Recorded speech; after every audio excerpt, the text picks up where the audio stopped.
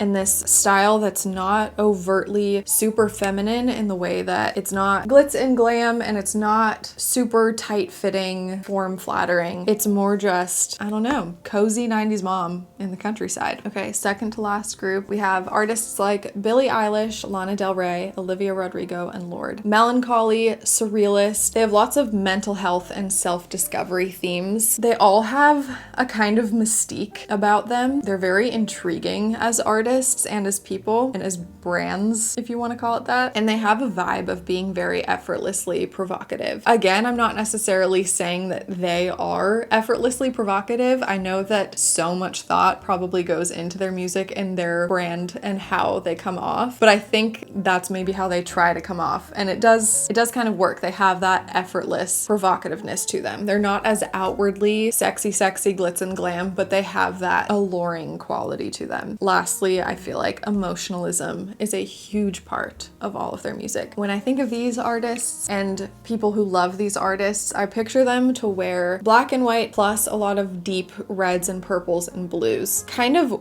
witchy undertones, but very subtly, just in the coloring and the fabrics. A lot of lace I picture, and a lot of, or maybe bits of leather, some silk, cotton, denim, etc. I picture a mix of tight and loose fits, not overly loose and flowy, but not overly tight either. And I also picture a mix of vintage and contemporary. So a lot of vintage influences. In this instance, I do kind of mean vintage in terms of looks vintage and looks like it's been worn before, as opposed to when I was talking earlier about like the retro color blocking meets contemporary. I kind of mean something different when I talk about this version of vintage meets contemporary. And especially with this group of artists, I didn't really take influence from their fashion style. I feel like Billie Eilish has a very prominent and specific personal style, and I didn't want to just make a mood board of what I think Billie Eilish would wear or what I think Olivia Rodrigo would wear. I wanted to make a mood board of fashion that I picture when I listen to their music. And our last category for today, artists like Post Malone, Teddy Swims, and Mac Miller. Now, I'm not a musician, so I don't know how to perfectly describe why these artists give off the same vibe to me. All of them do a lot of genre blending. These are things that have been said about each artist. So about Post Malone, he has been said to mix the dark grandeur of trap with the anthemic release of classic rock and country. Of Teddy Swims, they have said he has the soul-soaked, country-tinged, pop-conscious style of hip-hop and alternative rock. And Mac Miller is described as jazzy rap. I do think the thing they all have in common is the vibe they give off, and I wish I could come up with a different word other than vibe. I guess just feeling and essence. But I would describe their music and the content of their music to be very bleak and beautiful. So kind of dark, but beautiful at the same time. Hauntingly beautiful, if you will. Emotionally charged. Very philosophical, while being completely candid and very personable because of that. And for them, again, I have another kind of more masculine fashion aesthetic that I think of. I think of a palette of mostly neutrals like black, white, and gray, and navy, with small pops of color. And the colors I think of are bright yellow and bright blue. Another neutral I think of is camo, or like that army green color. A very tomboy-esque kind of style, but again, very intentional, like very styled. Minimally and casually styled, but intentionally styled nonetheless. nonetheless. And I kind of think of country meets street style. So very small hints and undertones of country, like the camo, and casual shoes like sneakers and regular rubber flip-flops. I don't really picture jewelry in this one, although I would say, I don't know, I guess I could picture silver or gold, but just very minimal jewelry. I more so picture accessories like sunglasses and hats. I had to throw in a Pittsburgh baseball cap in this one for Mac Miller, and maybe like undone hair. I would not picture a girl with long loose curls in these outfits. I more so picture a messy bun under a hat or just natural hair down. Yeah,